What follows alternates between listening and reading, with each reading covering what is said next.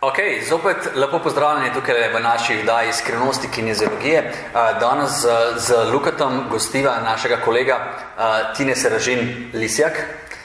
In sicer verjetno tisti, ki bolj spremljate naše dogajanje in pa naše objave, veste, da Tine prihaja iz podjetja Evolucija. In sicer danes bomo skušali narediti ne samo evolucijo, ampak revolucijo, ali se res dogaja revolucija na našem področju, torej področju fizičnega treniranja, področju rehabilitacij, ali to področje, ki je dolgo časa stagniralo, sedaj končno prihaja tukaj nek svež veter, nove zamisli, nove ideje in nove metode dela. Ker smo pri Tine to tudi opazili, da delajo malce drugače, kot je tradicionalno sicer v fizičnem treniranju in pa rehabilitaciji, smo se odločili, da ga povabimo v naše goste in da skupaj malce naumimo, ugotovimo neke nove pristope, kako delajo pri njih, kako delajo pri nas, da boste tudi vi v koraku s časom, da boste vedeli, kako se lotiti poškodb, kako se lotiti fizičnega treniranja in kako se lotiti tega, da postanete boljši. Torej, kar začnemo, torej Tine, pozdravljam, kako si? Zdravo. Sem prav naglasil, si Lisjak? Ali si Lisjak? Ampak včasih moraš biti tudi Lisjak, ne, ko delaš malo z ljudmi, ne? Ja, moraš imeti občutek, ne? Moraš občutek tudi malo... Kako s katerim delati, ne? Kako s katerim delati? Različni, tako da je tudi pristop različen. Če smo že glih pri temu pristopu, pa da moraš biti včasih malo Lisjak, torej kako se kaj razlikuje, da ne bomo govorili samo o mehanskih zadevah, da govorimo še malo o psiholoških pristopih, kako, če daš kakšen primer določenih stran, kako moraš drugače pristopiti psihološko gledano, da rešiš neko težavo pri dveh čisto različnih osebah, ki pa imate morda podobno težavo.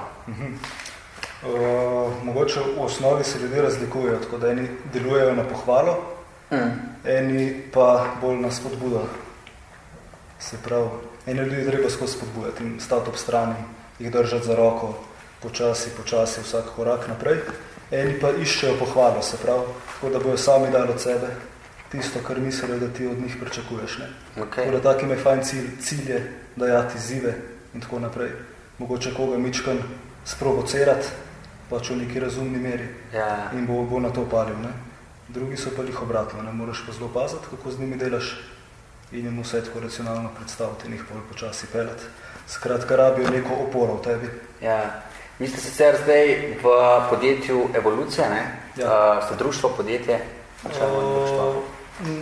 Štartali smo kot društvo, zdaj smo kot podjetje. In delujete če malce poveš, kje ste, kako ste, kaj delate? Nahajamo se v Tomačevem, smo v Fitzonu, pod okriljem Fitzona, ukvarjamo se pa primarno s treningom za razvoj moči. Se pravi, to je primarna dejavnost, sploh skupinske vadbe.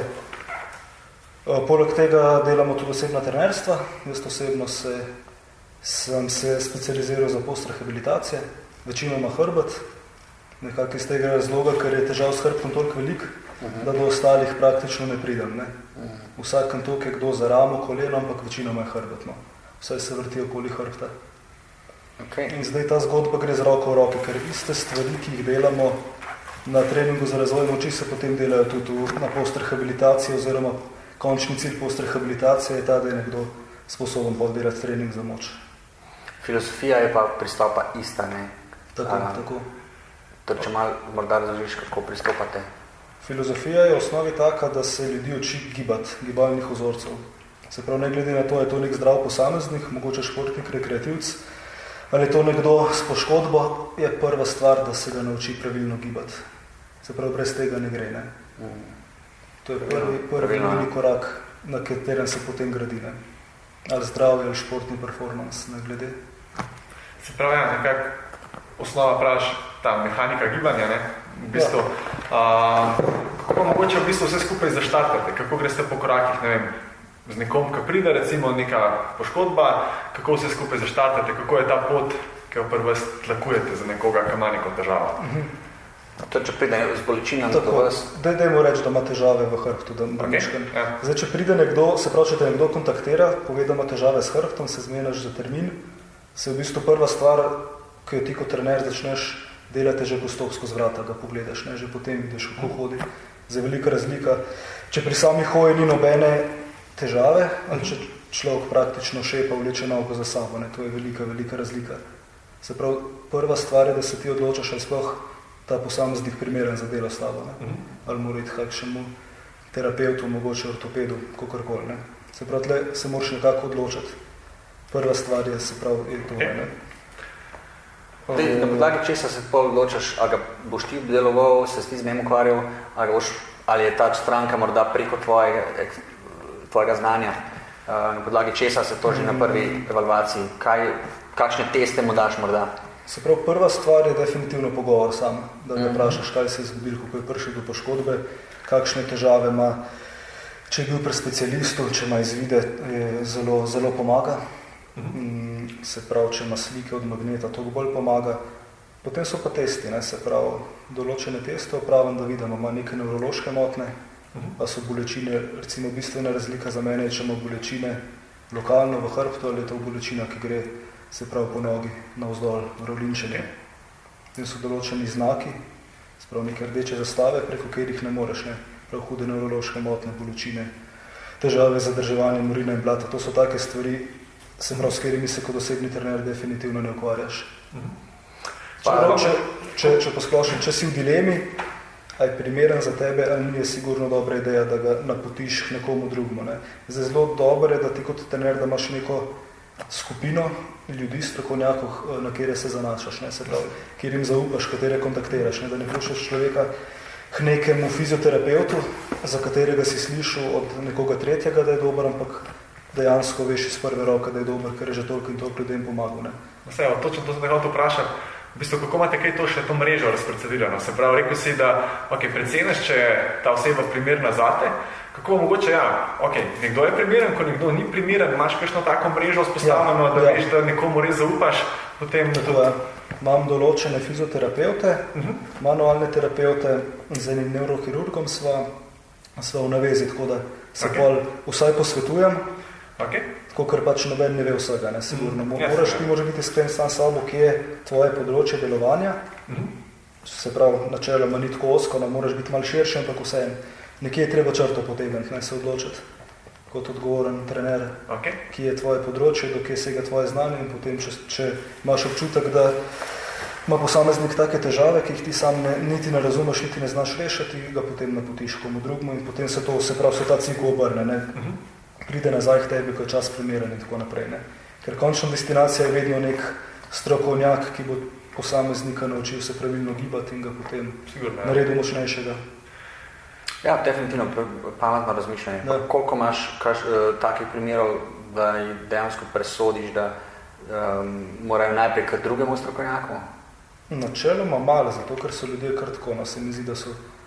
V bistvu to se zgodi v scenariju, ko nekdo, ki bi mogel biti vsaj na fizioterapiji, če ne celo pri neurokirurgu ali ortopedu, se odloči, da bo šel preko vsega direktno do osebnega trenerja. Ne? Torej, načeloma stanke, ki dobivaš, so že bile pri... Ja, so bile sigurno na pregledu in dobile nek napotek, recimo, da z njimi ni tako, da njihovo stanje ni tako slabo, tako kritično, da bi bilo treba operirati, naj definitivno probajo brez operacije. To je tudi en trend, ki ga opažam, no, da se vedno pogosteje se strokovnjaki odločajo za to, da ljudem dajo na svet, da probajo brez operacije. Ker mogoče 5 let nazaj, 10, je bilo to dosti drugače. Zdaj težko soben, ker se 5 let nazaj nisem s tem ukvarjal, ampak to čisto anekdotno, kakor mi ljudje prepovedujejo. No. Se mi zdi, da gre trend vedno bodo to smerno, da se vsi zavedajo, da se da z gibanjem marsikaj rešiti. Ja, načeloma je sploh v tej fazi, se mi zdi, ko ljudje že res poznavajo, da tudi da se veliko težav da rešiti tudi s trenerjem, kinezologom, trenerjem, karkoli. Mislim, da je veliko primerov takšnih, kjer gre za zelo očitne primere, kjer lahko z par pametnimi nasveti praktično že rešiš nekoga, ki ima več let težave, pa mu noben ni povedal čist nekih, recimo temu, ljudskih modrosti, kako pobirati bremena, kako delati sa svojim telesom. Zato mislim, da imamo v tem obdobju kar veliko takih, jaz sem rečem, nizka jabolka, ne, na drevesu, kjer so v bistvu stranke, ki imajo sicer dolgo leta že težave, ampak težave sploh niso tako kompleksne za rešiti. Sigurno, tega je res veliko. No? Ker doskrat dobijo zelo pomanjkljive nasvete, ne, pri prejšnjih obravnavah, ne, sploh pri ambulanti in tako naprej. Tako da, mogoče mu lahko malo tem poveš, torej potem, ko človeka dobiš, ko preceniš, da boš z njim delal naprej, čez kakšno proceduro potem greš približno in kakšne primere ponavadi srečuješ? Se pravi, prva stvar, ki naredim, so testi. Se pravi, hočem oceniti, v kakšnem stanju je posameznik. Tako glede same bolečine oziroma kaj mu bolečino sproža, to je prva stvar. Druga stvar pa hočem videti, v kakšni kondicije. Zdaj, kondicija v bistvu, v kondiciji mogoče ni prava beseda, ampak koliko je on gibalno sposoben. Se pravi, kakšni gibalni vzorce ima, pa kakšna je neka osnovna stabilizacija. Prav neke čisto osnovne vaje, se pravi, če zna pod neko nizko obremenitvijo sploh držati neutralno linijo hrbtenice, recimo, da jo zna ustoje, ali kako rečemo, pač prosto, ne, brez obremenitve, če ga daš pod neko nizko obremenitvijo, a se pol stvari porušijo ali še vedno ohrani, to je spet neka razlika. Zaprav prva stvar je v bistvu, da ugotovim, kateri gibi mu povzročijo, mu sprožajo bolečino. To je prva stvar. Zelo tudi, recimo, če bi nekdo prišel samo enkrat na posvet, zato ker živi v Nemčiji, naprimer, dajmo za primer, da mu daš neko orodje, uporabnost, ker mu lahko živel bolj kvalitetno življenje, ne? Da se vsaj ne bo sprožil bolečine, da se ne bo škode povzročil. Potem ga lahko takoj naučiš, kako se gibati na način, da se bo tem gibom izogibal. Ne? Se pravi, kako pobirati stvari stal, kako se obračati v avto in tako, ne? Kako se v posli po noči obrniti. Čisto banalni primeri, ampak so. Točno to so doskrat najbolj problematični te banalni primeri. Ja, ne, se, tako, ko poslušam Tineta, se mi zdi tako dosti sporednicno pač, z našim delom, pač, tako pri nas isto najprej skozi nek posvet, vse to v bistvu, ker se zdaj opisoval, mi dosti zapakiramo kot neko higieno hrbtenice, tako kaj počne sploh na dnevni ravni, če ti nekdo opisuje stalno, da mu povzroča težave, ne vem, večurno sedenje, mogoče mora pa nekaj najprej okreniti na tem sedenju, pač lahko bi mu dal na svet, sedenje ni primerno znati, ampak pač je to njegov kruha, ne, pač bez zaslužka ne moš mu dati tak neumno na svet, tako da se pravim, tlej kar nekaj usporednic. Verjetno tudi ti dosti predeluješ po strankami razne take primere, ne vem, kako si prilagoditi, ne vem, mogoče tisti njegov sedež, vse te zadeve, ne, ker če nekdo danes veliko populacije nekje 8 do 10 ur, ali pa 8 ur v službi presedina in zdaj verjetno imaš dosti takih strank, ne, predvidevam. Verjetno greste čez ergonomijo, ne, celega dne. Ja, sigurno, ne. In se prav to gre vedno vidiš te dve usporednici, ne. Se prav tisti, ki imajo težave s hrbtom, razen če ni bila neka nesreča, taki imajo ponavadi v življenjskem slogu. Ja, sigurno. Se prav okolje, v katerem je zelo težko skrbeti za svoj hrbet. Ne? Se pravi, prva stvar je, da veliko sedijo. Druga stvar je, da se mogoče že nekako po naravi, če bi rekli, v narekovajih grdo držijo. Ne? Se pravi, neka drža, ki se je verjetno oblikovala že v osnovni šoli. Ne? Potem recimo se veliko vozijo z avtom. Nimajo nobenega sedeža, ki bi bil prilagojen v avto za take dolge vožnje. Ne? Ker tako roko na srce redko, kjer avto je udoben, če se voziš več kot kar 90 minut. Kaj ponovadi predlagaš takim, ki mora dolgo sedeti? Kaj so taki hitri napotki? Čisto enostavno, ne? Najbolj uporaben napotek je, da naj čim večkrat ustane. Ne? Se pravi, da se ta epizoda sedenja čim krajša, oziroma da se razdelijo. Ne? Če že sedi 10 ur na dan, če je to neizogibno, naj čim večkrat ustane. Gre na sprehod, recimo. Da se ponad heca, ne vprašam, a kadiš, reče ne. Rečem pa pet dol s tistimi, ki kadijo, ne se sprehoditi, se noben od šefov ne ve, da ti ne kadiš, ne pa pet tja pa svoj 5 minut, pa greš nazaj gor, ne pa si naredil nekaj zase. Tako malo zahec, ampak dejansko, ne. Prav, če bi vsako uro ostal za 5 minut, se vsaj sprehodil, še boljše, če bi naredil kakšne vaje, ne. Z enim je narodno v službi se predvsemi raztegvati, ne, če tako hočemo. Pač pol je stvar posameznika, ne, bo upošteval ali ne. Se pravi, v bistvu tako razdeliš njegovo življenje na neke pozitivne aktivnosti za njegovo hrbtenico, pa negativne. Tako, in potem malo pogledaš, kako omenjaš, večina pride, ko se jim to že leta nabira, ne, se pravi, moraš malo te negativne verjetno izločiti, ne, ker kakor se da, ampak se včasih tako kot praviš, včasih je to malenkost tista, ki je mogoče prej tisti kamenčki, ki so se nabirali, pa so šli v negativo, zdaj si pa te kamenčke pobral in jih ni več in bo zdaj kar naenkrat v bistvu začela iti lahko zadeva šele na boljši. In takrat verjetno tudi pol vaje bistveno bolj pridejo do izraza, ne, ker se on to poveže z neko boljšo motoriko gibanja, mogoče še malo boljšo kontrolo stabilizacije. In ko se te stvari povežejo, takrat verjetno nekdo lahko počasi splava iz teh težav. Te stvari se mora povezati kot nek mozaik. Ne. Hiter začne klikati v glavi, ne, ki se pravi video vzroke pa posledice. Ne. Zdaj pa tako pač, hujše, kad so težave, večja je motivacija za spremembo. Ne. To je dobra stran tega iz vidika dela. Se pravi, če zgledam iz svojega vidika, mi recimo mogoče ti posamezniki veliko bolj poslušajo, kot kakšni, ki so zdravi. Ne? Pa slišal sem tisto, kar jim je všeč, tisto, ki jim ni, pa jim moraš 3-krat povedati. Ne? To je en plus, definitivno. Ne? Ja. Všeč mi je to, ko v bistvu menjaš to, da jih probaš tudi njih narediti nekako, da jih naučiš v bistvu, sigurno, da oni znajo sami poskrbeti za sebe, da ni tisto, ok, pride do tebe, zdaj si jim dal 5 vaj, zdaj oni so odvisni od tebe, če ne boš jim ti mogel pomagati, da še enemu fizioterapeutu ga bo malo primasiral, on pa še zmer ne bo vedel, kje je njegov problem, kaj v bistvu gre vse skupaj narobe v njegovem življenju. Ta del mi je všeč, pač, ker se mi zdi, da je to neka tista rešitev za neko dolgoročno odpravo težav. Še to bi dodal, naprej ste vprašali, kako zgleda proces v bistvu. Proces zgleda, kakor zgleda, ampak cilj procesa je, da čim prej daš človeku neka orodja, s katerimi bo on pol na dnevni ravni znal ravnati sam s sabo. Kakor da bi nekomu dal neka navodila za uporabo svojega telesa, svojega hrbta. No. Se pravi, določene vaje, ki jih dela vsak dan, določene stvari, kjer jih se izogibati, no, neki splošni napotki. Torej, je fokus primaren bolj v bistvu na dnevni higieni, ali na vas? Ne, na dnevni higieni. Se pravi, v bistvu vadba je samo priložnost, kako človeka naučiti stvari, ki jih bo potem delal, oziroma jih ne bo delal na dnevni ravni. Ne? Potem pa, se pravi, boljše, kad je stanje, bolj postaja vadba, se pravi, tisto gonilo. Na začetku je najbolj važno, kaj dela človek vsak dan. Ne? Potem pa boljš, kot je, naprej greš, ne? Potem z vajami, z gibalnimi vzorci, treningom za moč. Potem v bistvu dejansko vadba rata tista glavna stvar. Pa kaj v bistvu opažaš pri strankah, kje je nekako to, ta glavni vzrok, zakaj prihaja do bolečin v hrbtu? Pa ne zdaj reči, ne vem, sedenje, ampak... Lih to sem imel v glavi, ampak v glavnem... Če gledamo bolj mehansko, torej... mehansko... Ali je to kaj, manjkanje stabilizacije, preveč, ne vem česa, ali... preslabi gibalni vzorci, ali kaj bi rekel tukaj, prešibko strupa. Ker doskrat se tako v ljudskih glavah je, da pač, boli me hrbet, moram delati vaje za trup. Ja, prešlok sem v trup. Ja. To je prva asociacija, ki imajo ljudje v glavah. Bi rekel, da to opažaš. To je sigurno en del problema, prešlok mišice v trupu, ampak jaz bi rekel, če bi mogel eno stvar izpostaviti, so slabi gibalni vzorci. Tako kot širok pojem. Ne? Zakaj to pomeni v praksi? Se pravi, slabi gibalni vzorci, predvsem sedenje, zato ker največ časa sedimo, ne, da je sedenje samo po sebi tako problematično.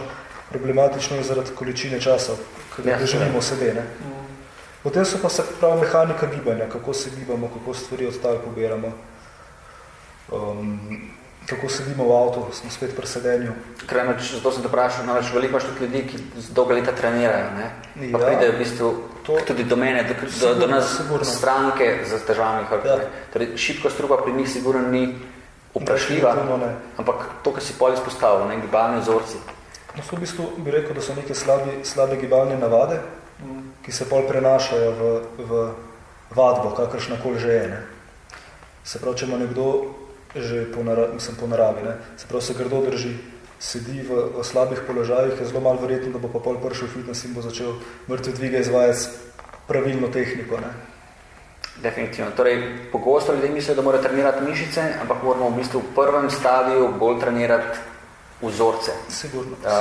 Torej, doskrat mišice že imajo, ampak jih v bistvu uporabljajo na način, da jim te mišice celo škodujejo. Tako uporabljajo napačne mišice. Ne? Tako je.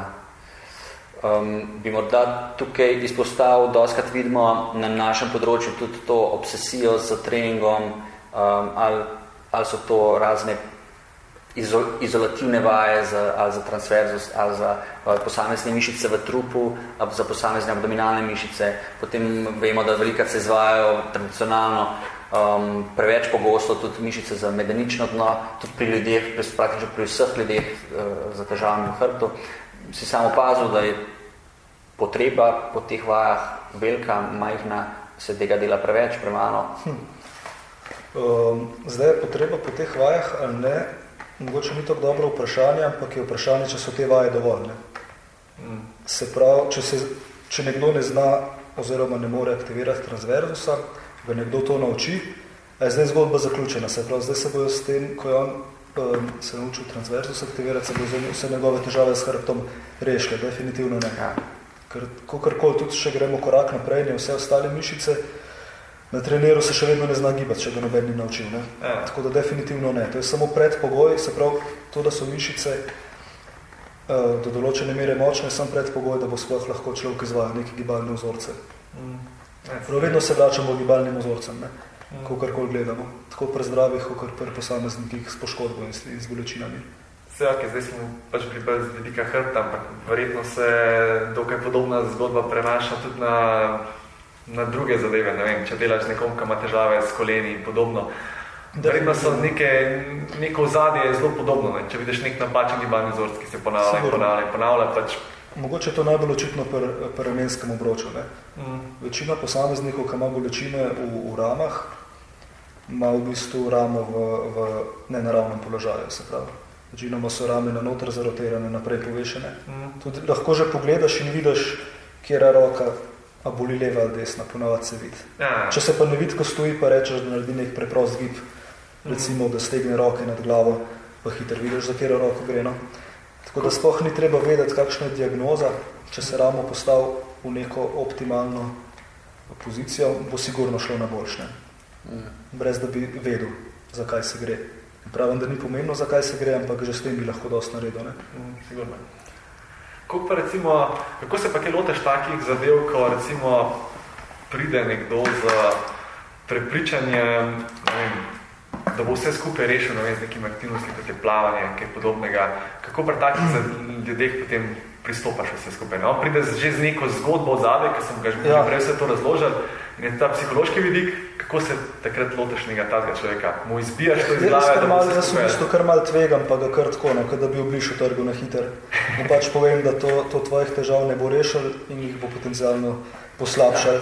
In zdaj, če si že pri meni, si očitno smatraš, da je to tudi ena od opcij in pač probam čist naravno spovedati, koliko je ura. In zdaj pač vedno se kdo najde, ki te ne posluša, ampak se prav ne more nekdo pri tebi delati neko stvar, ki ti veš, da mu bo koristila, pa hkrati delati nekaj, kar veš, da mu ne bo koristila.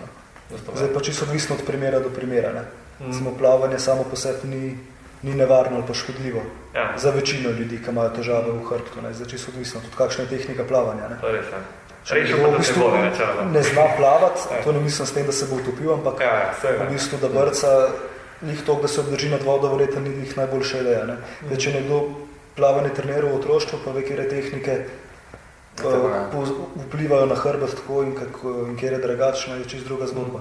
Verjetno jim lahko razdelaš, se pravi, plavanje na eni strani ti je lahko neka taka dopolnilna dejavnost, katero ti lahko za svojo težavo dokaj varno izvajaš, boš toliko, da greš, ne vem, vsak dan 10 km teč, mogoče na tvoje stanje, ampak pač rešil pa ne boš svoje težave najbrž s tem. Mislim, osnovni problem ali pa pomanjkljivost plavanja je v tem, da kolikor ti plavaš tehnično pravilno in kolikor dobiš kondicijo v vodi, se to ne prenaša na površje, se pravi, karkoli se ti naučiš v bazenu, se ne bo prenašal na neke gibalne vzorce, ko ti hodeš po zemlji in poberaš stvari iz tam.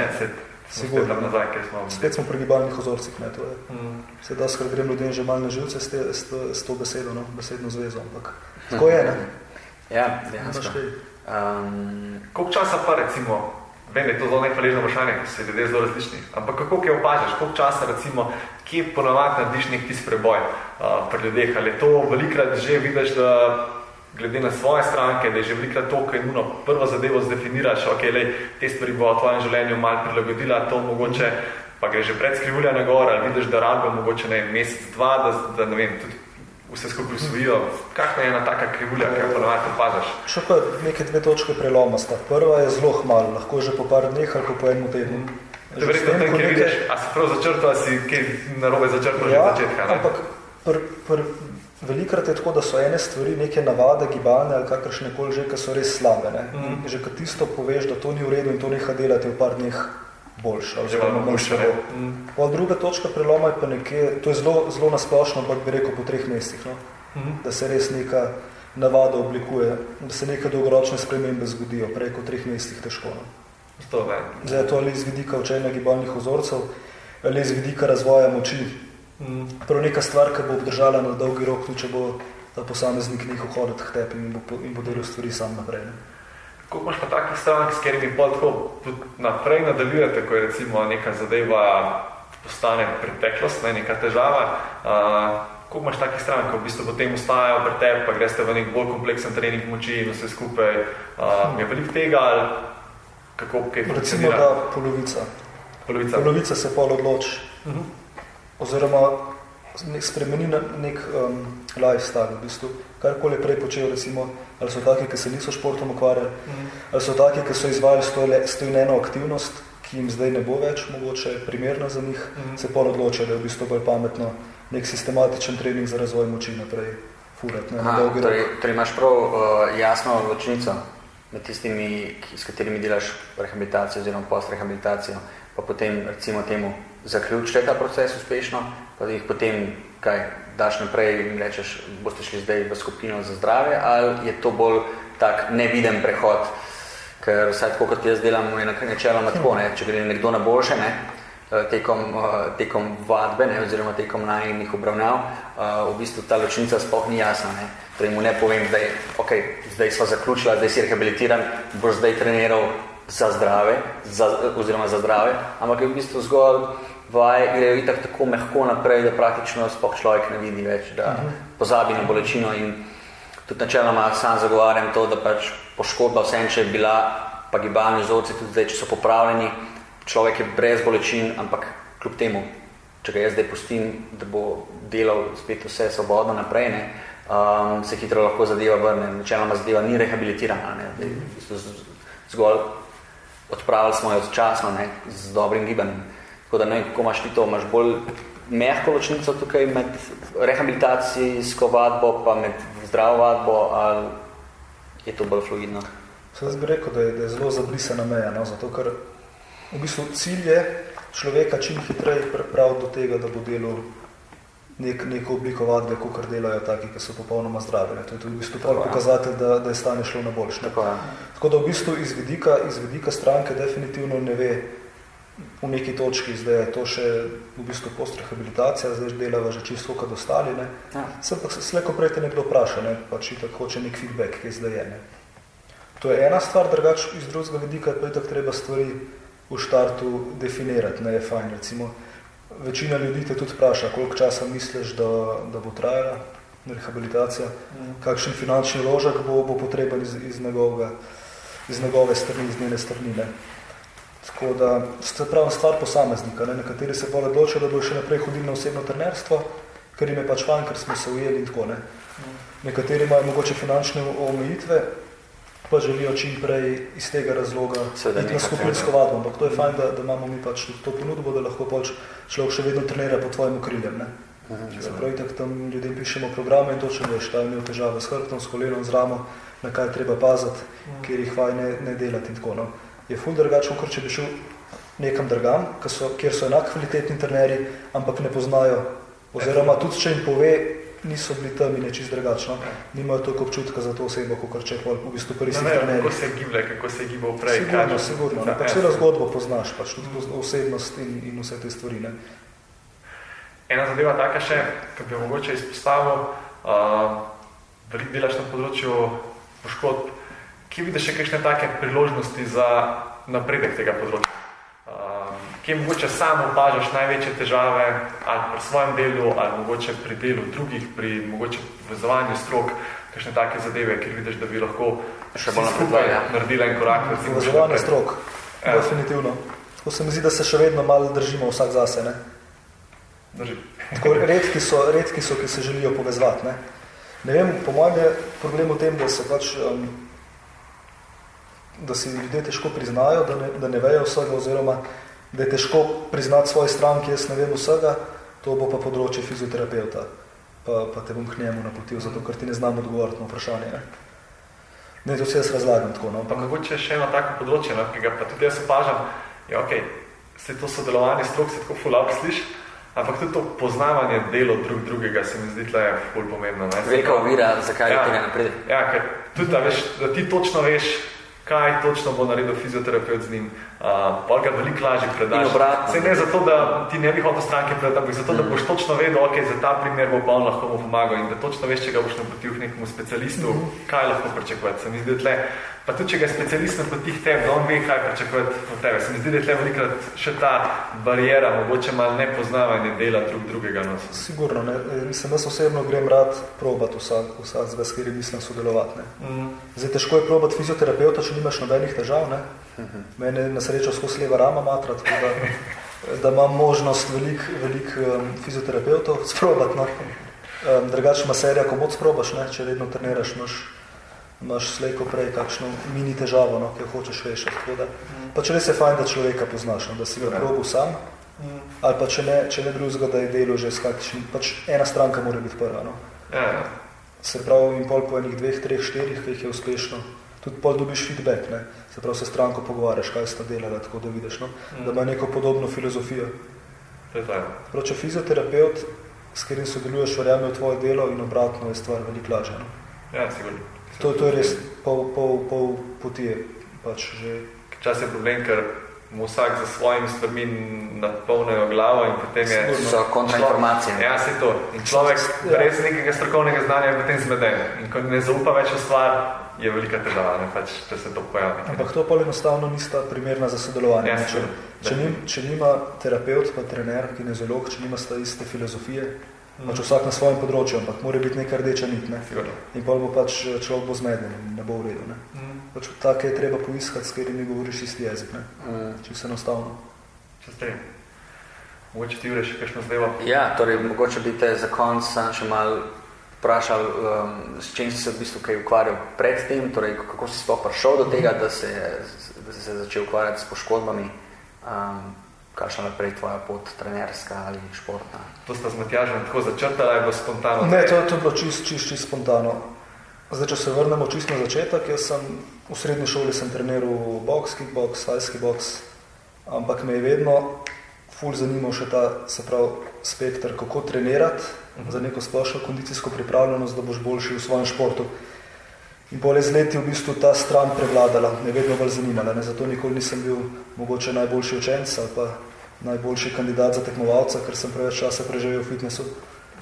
In pač eventualno je fitness prevladal in sem pač se v to usmeril. Ne? Pa sem leta 2011 sem začel delati kot trener, neke funkcionalne vadbe in tako naprej. No, če malo skrajšam, sva z Matjažem leta 2014 štartala evolucijo. V osnovi smo imeli, začeli smo z bootcampom, no. Pa sva ta bootcamp zelo hitro prerasla, no, ker sva videla njegove pomanjkljivosti in sva se usmerila v trening za razvoj moči. Ne. To je bila tudi neka tak razvoj in naju kot trenerjev in takratnih vadečih. Eni so še vedno z nama, eni niso. Se pravi, smo vsi skupaj nekako prerastali v bootcamp in šli v trening za razvoj moči. Potem se pravi, dolga leta smo delali to. Postrehabilitacija se je pa čisto organsko razvila. No, sem imel na eni vadbi, sem eno gospo, ki je imela hernijo, ne, in noben od trenerjev ne vedel, kaj z njo početi. Tako tak vaje, ki so njej, pač vaje, ki so njej dajali na treningih, so bile tako slabe, ne? Težko se lepši izrazim, kot slabe. No, mene je bilo takrat, pa nisem nič vedel o herniji, ampak mi je bilo jasno, da pač ona se more nekako zavestati svoje gibanje, no, ona ne sme delati nobenih teh čudnih vaj, fancy, iz YouTubea, kjer je full gibanja med ledvenimi vretenci. In pol sem začel brati pač od hernije, pa sem začel mogila brati in take stvari in sem pač videl, da sem že v osnovi... Mehanika si tudi že prebral. Sigurno. Takrat sem videl, da sem že v osnovi razmišljal v pravo smer, ne? Da je to neka filozofija, ki mi je blizu, da je ta filozofija, da gre z roko v roki s treningom za moč, ne? Kar mi je bilo tako, se pravi. Ni bila neka stvar, ki bi jaz mogel nekako kalupiti v to, kar že vem, ampak je bilo samo nekaj, kar gre usporedno. Ne? Tako da, in tam se je šlo pač naprej, ne? Prišla druga stranka, tretja stranka in pravim, čisto organsko. No? In kakšne so kaj načrti za prihodnost? Pa? Načrti za prihodnost so, se pravi, delati naprej, kar delamo, to definitivno. Zdaj se z Matjažem zelo sva se navdušila nad idejo mentorstva, ker se nam je pač par fantov in punc kontaktirali za mentorstvo, tako da to že poteka in se zelo vidva v vlogi mentora, feedback je ful dober. Potem organizacija delavnic, seminarjev. Mentorstvo to pomeni študentom, trenerjem. Študentom, ampak predvsem trenerjem, dajmo reči trenerjem. No. Okay. Se pravi, bolj iščeva take, ki že delajo kot trenerji. Mogoče leto, dve, pa bi se radi še več naučili. No. To je tisto primarna ciljna publika. Pa organizacija seminarjev po delavnic. Se pravi na temo treninga za mišično maso, moč, post-rehabilitacije. Bomo videli, kam se bo razvili. Super. Okay. Ja, zanimivo. Zdaj bo moja čas, da imamo dovolj sedenja. Ja, pol ure, že več kot pol ure. Več kot pol ure, tako da čas, da se malo razgibam. Tako da ja, da ne bo kaj slučajno počel, zadaj, bomo počas končali. Tako da vabljeni tudi k gledanju ostalih prejšnjih oddaj, pa k naslednjih oddaj naših skrivnosti kineziologije. Za vse strokovne informacije se seveda lahko obrnete na našem blogu, veliko člankov, ali pa sicer nas kontaktirajte. Danes smo govorili z Tinetom, tako da obiščite tudi njihovo spletno stran, kako ste Evolucija, ali ti imaš svojo spletno stran? Jaz imam svojo, tineserazin.si, ja. Evolucija ima SD, pomišljaj Evolucija, Matjaž ima matjaž.erjavec.si. Tako, polno informacije. Polno informacije. Ja. Tako da hvala za pozornost.